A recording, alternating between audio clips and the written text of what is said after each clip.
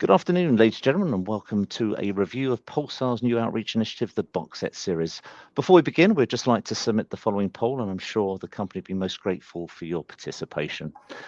Today, we're privileged to have with us Thomas Abraham James, the CEO and President of Pulsar Helium, and looking to provide really an in-depth overview of the exciting new outreach initiative, and really the broader investment case. Today's purpose is to provide you as investors with a clear and comprehensive insight into the opportunities and strategic vision that Pulsar Helium offers. We certainly encourage you to ask any question. Simply type in your question just in that Q&A box on the top right-hand corner of your screen, and then press send. With that aside, Tom, that's the intro out of the way. Let's just drive straight into it. Obviously, we had episode 1, which was a new era of discovery, and there was really a couple of themes and a couple of questions that I guess investors probably want to hear a little bit more from you today. And I guess tell us a little bit more about Pulsar Helium. What does the company do? Thanks very much for having me, Mark, and hello everyone to the audience out there.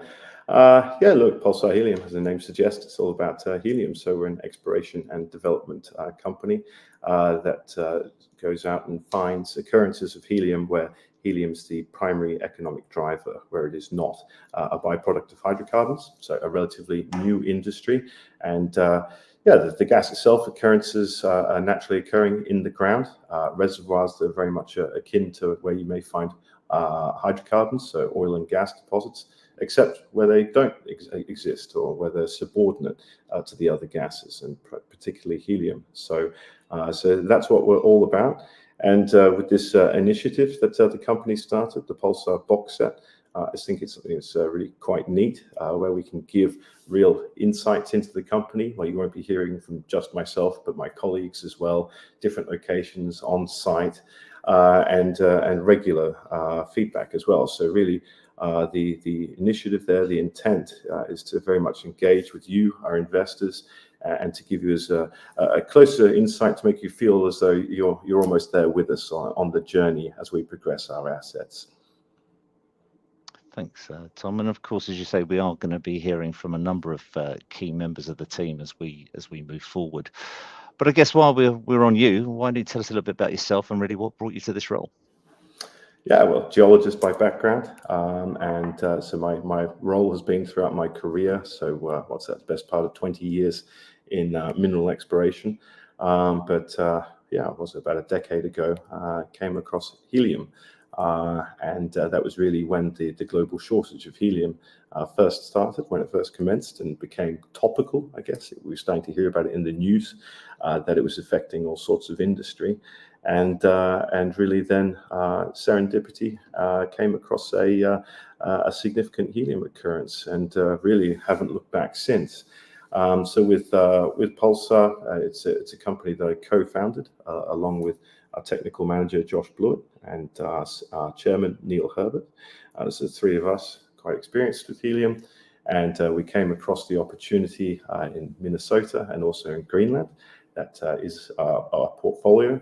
And Pulsar was born. So that it really started as a concept in 2019, and then came to reality in 2021, and as a listed entity in 2023 and 24 in the UK. So it's certainly a journey that I've lived and breathed. So not only putting my time and effort into it, but also financially as well. So major shareholder in the company, and very excited about the good start that we've got and the news flow that I'm keen to share with everyone. That's great, and skin in the game is always a great thing for investors to hear. So I guess we then moved into episode 2, named Pulsar, the Force in Helium. Quite a brave title there. I guess, when we look through the questions and really what makes Pulsar Helium different from other helium companies in the sector. Yeah, that title's a bit Star Warsy, isn't it? So it certainly conjures up something, also Return of the Jedi and so on. But what makes us different from others? I guess it's that we're very much a technically focused team. We go for locations that I would say are more frontier environments compared to others in the sector. We are led by the geology, by the location, in terms of having all the what we deem to be the requisite hallmarks for what could be a successful primary helium occurrence. So these are early stage. These begin conceptually and then advance technically. Other companies, and no fault with their approach, but many others look at areas of historic production, be it for helium or other gases, typically for hydrocarbons, to then see that now with the higher price of helium and with the shortage, if the remaining gases that are present, is there still value attributable to those? So the difference, I guess, really is going off to new locations or those that are known. So I'd say that's a big one for us. Another one is that our project in Minnesota, the Topaz project, is extremely high concentration helium. I think that differentiates us quite significantly from quite a few other companies out there. Like any resource, grade is king. So the higher the concentration, the less gas that needs to be processed, and therefore should have a positive knock-on to your operating costs. And we also have a second project, which not every other helium company has, and that one in Greenland is geared towards the European market. So in Europe, it's definitely a big importer of helium, most of that coming in from Algeria and from the Middle East. Domestic production in Europe is it's almost insignificant. So really to have a project in both Europe and the USA, another factor that makes us different. That's great. Thanks very so much, Mark. We talked about, I guess, PULSAR, the company. I mean, maybe we should talk a little bit about the commodity itself. Why is helium so important? Why is it such a sought-after commodity? Yeah, the commodity that we never knew that we needed, really. It's a bit of a hidden gem there on the periodic table of the elements. But there it is right up the top, number 2 next to hydrogen. So I guess why do we need it is that it's got very unique properties. So close to absolute zero, helium is still a liquid. It doesn't freeze. So you have to think about, applications where you want to keep something really cold, but without it freezing. It's also inert, non-toxic, non-flammable. So that gives it also a range of applications. So the first one that comes to mind for most people is lifting applications. So that'd be balloons, dirigibles and so on. So for that, but its main one is actually towards the tech industry. So keeping cold without freezing, an important one for that is for superconducting magnets. So in particularly MRI scanners. So for the magnet to superconduct, it needs to be down to a certain temperature, and liquid helium enables that. For the fabrication of semiconductors, fiber optic cables, for space launch as well. So really, its unique properties, being light and liquid at cold temperatures, it really makes the mind boggle. But it is geared towards more high-tech applications, particularly where you want to have. You want to keep your operating temperatures low to reduce energy requirements is another big one as well. Thanks, indeed, Tom. We moved on to episode 3. We had Mark Farrington, the head of PR and partnerships, and we were talking really around the technology and critical raw materials was the title of that session. Why do you think helium is so essential to modern technology? Where does that fit in?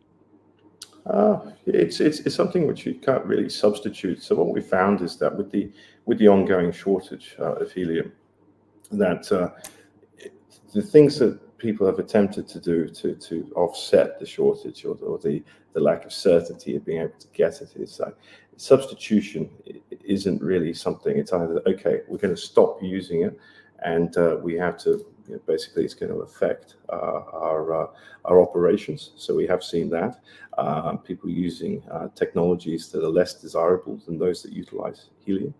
I guess it's something that we can't, it's quite finite on Earth, so we have to be careful with the helium that we've got as well. But really, in terms of why is it essential and critical, is that the other thing is that there's not many locations on the planet where you can find good, sort of deposits of helium. So they are quite finite. And the other thing is that helium doesn't really like to be transported either. It is a very small element. It is something that likes to leak. So for all these reasons, it has gone onto the critical list for multiple governments around the world, and the need for it, particularly with its application in semiconductors, so computer chips. That's a real big one and very strategic. So for modern technology, I'd probably say that the computer chips is the major one. It's in more or less every electronic item that we have, and is not replaceable. So I guess what role do you think Pulsar will play in this technology sector? Well, what we hope, I mean, really, our objective as a helium company is to bring online production of helium that can really give some comfort to end users, particularly those in the tech sector, that they can get the product that they need. It's something that hasn't existed for a decade now. There's been that persistent uncertainty for 10 years. And it has affected industry, there's no doubt about it, particularly those, I guess, that for research, it's been one that's been hit quite heavily, particularly universities, and then for MRI scanners, we see that hospitals have experienced shortages, and that's had a material impact on people's well-being. So really, if we're able to get online, and all efforts are being made, particularly with our project in Minnesota in the USA, the world's largest market for helium, to get it online as soon as it's feasible, then that really could have an impact on the industry. To I guess one less thing for them to worry about.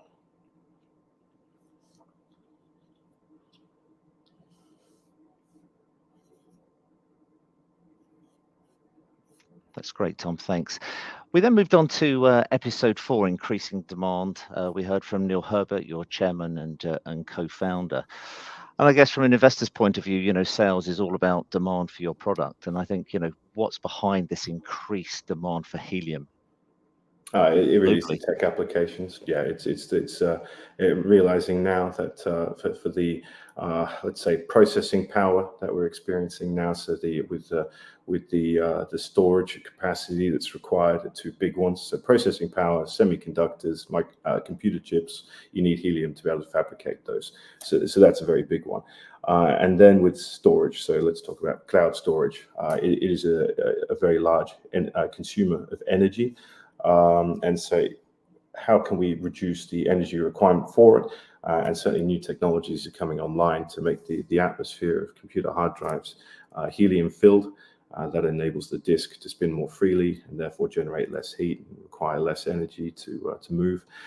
So initiatives like that, and then even liquid helium cooling systems. So for quantum computing, and then even for energy itself. So for the next generation of reactors out there, utilizing helium in them as well. So we're seeing that every year is quite fascinating to look and see what the tech sector is accomplishing, and new uses of helium. So we're not seeing demand disappearing, that's for sure. If anything, it's continually surprising us with new applications. I guess from this huge global demand and the somewhat limited supply, I guess one of the focuses around the questions were around this supply deficit, and really what does that mean for industries and consumers? Uncertainty, really. I think that with most of these applications that I've mentioned, helium is not the number one cost in the fabrication process, but it is an essential item of it. And so large investments, we've been aware of some in the past that have been impacted by, okay, are we going to go ahead and make this investment to have these new fabrication facilities? But if the helium is not there, well, is that something that we feel comfortable to move forward with? So the limit as well for research, as I mentioned, so universities lacking out on helium to conduct research. I mean, the impact is significant. I mean, you could look at it as anything, like I guess any commodity out there, and as soon as one commodity is gone, then it has a material knock-on effect.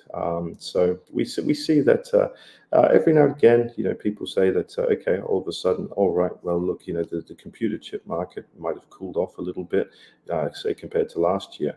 But when you look at the overall trend and increases, then it's certainly a case that the helium will be required, and it's a question of will our reserves at the moment be sufficient? And it probably looks as though that's not the case, because we are seeing repeated supply deficits that have persisted for a decade. That's great. Well, look, that concludes the 4 episodes that we've had today. Obviously, we've got being released Series 2. That's coming out this week, and very much look forward to publishing those exclusively on Investor Meet Company. Well, Tom, look, that's 15 minutes reviewing those 4 box sets. We did receive a number of questions ahead of today's event. We've also received a number of questions throughout your brief update from Ben, from Peter and Steve. So if you're happy, I'm going to dive straight into these questions. And as this is live, forgive me if I'm pronouncing anything wrong. No intention there, but let's give it a go. The first question we received ahead of the event was, what is the estimated aerial extent of the find, please? Okay, the aerial extent of the find that we have, it's Topaz in Minnesota, I'm assuming. So okay, so our project there, so where we drilled earlier this year, and actually for everyone out there, we just announced this morning that the equipment and personnel started to arrive on site for the deepening of the jet stream wells. So that's all happening.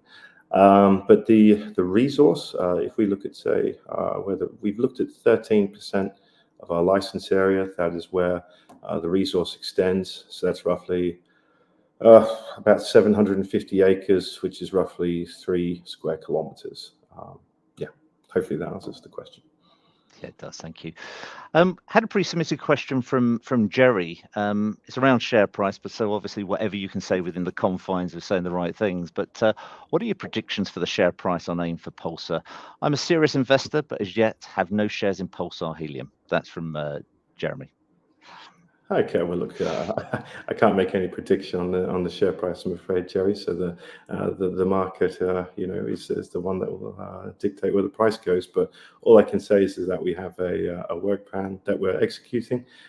We've got off to a very good start with the discovery that we made in Minnesota and the drilling in February. With the upcoming drilling that really is happening in the next week, and that we'll have, it's all anticipated to be finished prior to Christmas. Should all that go well, then we certainly hope that will be well received by the market. The intention of the work program is to drill through the entire height of the reservoir. And should that be successful, then we would anticipate that increase of 500 meters to the gas column would have an impact on both the prospective and contingent resource. Yeah, with any luck, that will be reflected in the share price. But as for speculation on where the price will be, I'm afraid I'm probably the last person to ask. Thanks very much indeed. A number of questions around production, so I might try and put a couple of these together. So apologies if I'm not reading out your question in full, but will the company require investor or partners to produce the project, and will Pulsar plan to sell via long-term contract or sell production into more lucrative spot markets? Okay. Right, to go into production, so should that all eventuate, then look, a partner is not essential. So the cost of a production facility is something that, say, compared to your conventional oil and gas plays, facilities, or even mining projects, is quite modest in comparison. So, I mean, for something on the sort of smaller scale, helium and CO2 production, you're probably looking at somewhere, in the order of, I don't know, 15 million US, and then on the high side, 50 million, right? So let's call that a very rough scale, somewhere in between. Our strategy, and certainly, is that should we get to the point where we're then looking at the production, it would then be to go and speak to potential offtake partners, those who want to buy the product, negotiate an offtake agreement, and then go and look at what debt facilities may be out there to debt finance the plant. So rather than going off and seeking dilutional equity or sharing with a partner, our preferred approach is to go off and to do it ourselves. Yeah. Sorry, what was the second half of the question, Mark? Will you sell into the spot market, or will you do longer term contracts? Yeah, I mean, I guess with my crystal ball, what would be an ideal scenario probably would be a combination thereof. At the moment, there is a very limited spot market out there. There is not exactly much excess helium out there. So to be able to have security, if we look at, say, looking at that debt financing option, then you certainly would want to have offtakes in place that the bank can see would then be give enough security to offer that debt facility. But should there be anything left over on top of that, then I really do like the thought of having the spot availability for spot market, something the industry is not used to. Great. I'll read out the next question in full because I think it makes sense if I put the two parts together. But what is the development scenario that Sproule put a 65% chance of commercial success on? What does the board now consider as a successful appraisal with the current drilling campaign? Okay, so with Sproule, with it, they don't give all the methodology behind it, but they do go in there into detail and talk about, okay, so the factors are geological success, and then geological chance of success is one of the factors, and then the other one is jurisdictional. So is it somewhere that has infrastructure nearby? Can you actually build a facility? And then another key metric is there a market nearby as well? So it's a combination of those factors. So a risk profile based on the three of them. So it's not a specific development scenario of X cubic feet per day, but it's more looking at a broader, more holistic point of view of, okay, based on the required factors and risking each one, then it comes up with that calculation of this. So yeah, that's how that one's conducted. And then as for with what we're doing with the deepening of the jet stream so with that one, the anticipation is and the hope, and let's see. But we've drilled down to 671 meters depth. We hit the gas; it flowed naturally to surface. It wasn't associated with water. Very high helium concentrations. So extremely happy with that result. But really, we have with all the data that we've been collecting. So this is a combination of ambient noise tomography, 2D seismic, airborne gravity gradiometry, and downhole data. It's all pointing towards that reservoir extends for approximately another 500 meters. So that's what we're just embarking on doing now, is realizing the potential of that and testing. So that is, we announced today the mobilization of equipment, personnel, and so on has already commenced, and should all be finished prior to Christmas. But the expectation for the deepening of the well is that should it be successful and should that reservoir extend down, then yes, it is likely to have an impact on the prospective and contingent resources. And then what we'll do obviously is we'll do some flow testing and see how it's impacted on that as well. So yeah, I can't answer the question, but you don't have to wait very long for an answer because it's just about to start. Thank you. Turning to drilling results, what is the likelihood that the on-site results obtained through the deepening later this month will supersede and significantly improve upon the results obtained during the initial drilling phase back in February? Just an extension to that while you're there, what are your expectations surrounding improvements to flow rates, reservoir size and scale, realization of possible matrix play at depth, and even an increase of grade? A lot there for you to digest. Let me know. I quite like it how some members of the audience think I'm a soothsayer, but look, we don't have very long to wait, so it's just around the corner. So we just mobilized the equipment. So look, I can't speculate, but I think with my answer for the previous question, I think that's as best as I can say, is that we've collected all the requisite data. Myself and my colleagues feel very comfortable because we have gathered such a sort of I guess so much data there. We've had experts internally and externally from the company critique, review, assess, and effectively try to de-risk this upcoming drill deepening as much as possible. So I think that irrespective of the outcome, I think that we can certainly rest and say, well, look, was there any more that we could have done to de-risk it further prior to drilling? And I really don't think that's the case. I think that we've done as much as we can. Got a question here from Steve. If the Topaz drill and estimates find significant helium deposits, is the plan to turn it into liquid helium before selling it to off-takers, or sell it in a gaseous form? Look, it's too soon to say. So it comes down to the big difference in capital cost is really going from gas to liquid for helium. So both of them are pure products, but then you've got a pressure differential, which is quite significant to create that liquid product. So I mean, really, the prize is getting to liquid helium for sure, and that's something that we're aiming for. We're not aiming to find a small deposit. That would be a nice little sort of hobby. We're out there to find something large. So really, that is the intention is to go for that larger liquid production. But whether that's where it's going to start, would we start with gas and then incrementally increase to liquid? I couldn't say, but at the moment, all options are open. Got a couple more questions. So just remind investors, please do submit your questions just using that Q&A tab. And obviously, this is live, so again, apologies if I mispronounce anything. But question here from Peter: how soon might we see the results from Jetstream 1 deepening?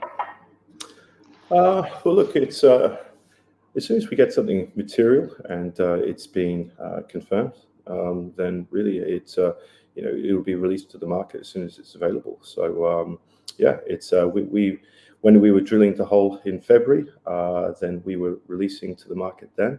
And so once again, as soon as we get something which is material, is being confirmed, as then sort of verified data, then we will release it to the market. Thank you. And I guess the final question, oh no, there's another one that's just come in. When will the step out well be drilled? That's from Michael. Okay, so what we've done is we've gone off and we've already done the site prep for the step out wells. So that one is certainly ready, and we're going to learn some information from this hole that we're drilling as well. There is a bit of a pause over the so when we complete the well, the deepening. That will be just before Christmas is how it's looking now. So scheduling wise, have the drilling completed and then have the downhole tools into the hole all conducted prior to Christmas. And then we'll give the crew a little bit of time to breathe over the Christmas and festive period. And then also gives us an opportunity to review the data and then make sure that the step out well makes sense. So that's where we are. I guess a question around milestones, I guess looking forward, what's the timeline to commercializing the resource, and what is the capital requirement and maybe milestones that investors should look out for? Yeah, look, I think once again, it's quite speculative and it's quite a lot of sort of predicting the future with this one. But I think for our audience out there, one thing I need to remind is that we have drilled one well to this day. And that well, I think now it hasn't reached target depth yet. So that's something that we're just about to do this month. So I think that we're off to a magnificent start. I think that we know that we're onto a really wonderful helium system. But there is more that needs to be conducted. So obviously there's talk about step out wells, doing additional seismic out there. So really, I couldn't say until that the next phase of work has been completed. But really, with the one thing I can say is that what we're looking at is for helium facilities, they've got quite a small footprint. We're not looking at something which is the size of a small city like a LNG plant, let's say. But for fabrication time for a decent sized helium plant, it'd probably be somewhere in the order of 12 to 18 months to have it fabricated and installed on site. There's obviously a permitting process that's required on site as well. And then there's the additional work that we need to do. So with the drill program that's underway, then there'll be a resource update and then an economic assessment. We've also announced an agreement with this group, Chart Industries, who are doing the engineering studies and finding out, okay, what is the likely configuration of a potential helium CO2 production facility. So look, yeah, I can't answer the question, I'm afraid, but hopefully with those steps and sort of rough timeframes for fabrication, permitting, and so on, hopefully that helps to go some way to answering the question.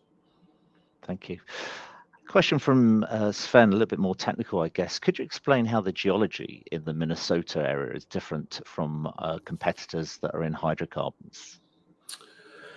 Yeah, so where we are, it really is a sort of it's not unique. It's definitely not unique, but it's for helium, it really is an ideal setting. So for those out there, a conventional sort of host or reservoir for gas or oil is a sedimentary basin. So sandstone layers, and then on top of that you might have mudstone or salt acting as your sealing unit so that the gas can't go beyond that and then it accumulates.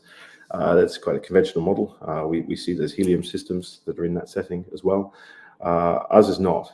So what we are in is it's in a rock type, which is a crystalline mafic rock. So I'll try not to get too geological on you, but if you could picture, say, a nice looking kitchen bench top, like a granite bench top, our rock type is similar to that. So it's a very hard rock type, but it's also very dense. And so the gas is hosted within fractures in that. So horizontal fractures that extend laterally in significant distances, and the fractures range in size. And those fractures are gas charged, so they're filled with gas. So what we find is that it doesn't leak outside of those fractures. So we're not seeing at surface any obvious leakage, whereas you may get that, and certainly have seen that in other locations, which is set in a sedimentary basin. But for us, we don't have that, so it's the integrity is very good. We know that the source rock is located just to the north of us, so that's where the helium comes from. It's migrating into this trap system that we have. So we're very comfortable with it. I mean, what's nice is that it looks to be laterally extensive with the work that we've conducted, particularly with the seismic work. We found that it's open off to the west, to the north, and to the south, and that we've only been looking at a fraction of our license area. So, as I said earlier, about 13%. We know that in the regional data that we have, that we've picked up other areas that also have the same hallmarks. So additional prospects that are out there and leads. Yeah, look, we're very, very happy with the setting for this, and I think that if you look at some of the other helium plays out there that are making good advances, they are in similar geological settings. So I think what we're starting to learn about the difference between hydrocarbon systems and helium systems is that actually helium systems seem to be I guess, more prolific or geared towards this style of geological setting that we have at both of our projects, in fact. So in Minnesota, and also our two new project in Greenland is a very similar setting as well. Just expanding on the resource, I guess, question here reads, how much in BCF could the 3 kilometer aerial space likely hold? A rough estimate would do, unless you've got the exact. I'll tell you after we finish the drilling. Perfect. Final question here from Jack. How significant is the recently acquired survey data when you're drilling deeper? Yeah, look, it's all significant. I mean, really. So it's I mean, jeepers. So what survey data? We've gathered so much. Yeah, look, ones that work really well for us. I mean, we've got sort of geophysical methods that work very well in this environment to find the reservoir zone of interest, and that's something that we've been fine tuning really since we started in 2021 is when we really started in earnest. So we've got it refined, it's successful. And then what we found is that after we drilled in February, we then did some downhole testing. And what we learned there is that there's a couple of downhole tools that work really well for us. So one is a vertical seismic profile that works really well to pick up the fractures, and then we can tie that with our seismic data that we acquire at surface as well, and get them to talk to each other. So that's a very reliable method that we found. and then the optical televiewer to be able to see the fractures going down the hole, to be able to map those out. And then we really then dig into the details, which I'll try not to bore everyone with, but some things like, you see density differences, you see fracture intensity changes, you see these things, and it's like, okay, we see this down the hole, how can we map that with the geophysics and plan ahead? And so a lot of effort's been put into that as well. So there's been an awful lot of work behind the scenes technically, so definitely more than one survey, that's for sure. That's great. Thank you very much indeed. And I think that's pretty much all the questions that we've had from investors. So thank you to everybody for your engagement this afternoon. And of course, if any other questions do come in, Tom, I'll share those with you post today's call. I know investor feedback will be particularly important to you and to the rest of the team at Pulsar, and I'll shortly redirect those on the call to give you their thoughts and expectations. But perhaps before doing so, Tom, I could just ask you for a couple of closing comments. Yeah, look, I'd like to say thank you to everyone who's supported the company. We've only been in a listed form now for just over a year. So to all of our Canadian investors, I'd like to say thank you. For those who's been with us since we listed last year, I'd like to welcome all of our new UK investors who joined us in October. Really, I think that now we got off to a great start in February with our drill result there, which I really do think surprised the world with what we found. Now we are going and really, embellishing upon that. And from what we've learned has been between that drilling in February and to the extension that we're doing now, our knowledge has increased significantly. So I'd like to think that that in the coming weeks, in particular in the short term, so we're aiming just before Christmas, that we'll be able to get the results of the deepening there and to reach target depth. And then on the back of that, in the new year, there's going to be all sorts of activities. So we're onto something that we believe is really significant.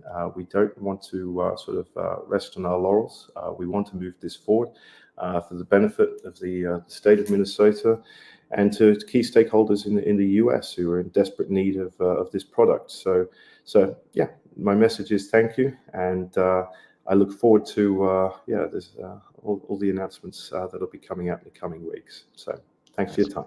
That's great, Tom. Thank you very much indeed for updating investors today. Could I please ask investors not to close this session, as we'll now automatically redirect you for the opportunity to provide your feedback in order that management can better understand your views and expectations. This will only take a few moments to complete, but I'm sure it'll be greatly valued by the company. On behalf of the management team of Pulsar Helium, we'd like to thank you for attending today's presentation, and good afternoon to you all.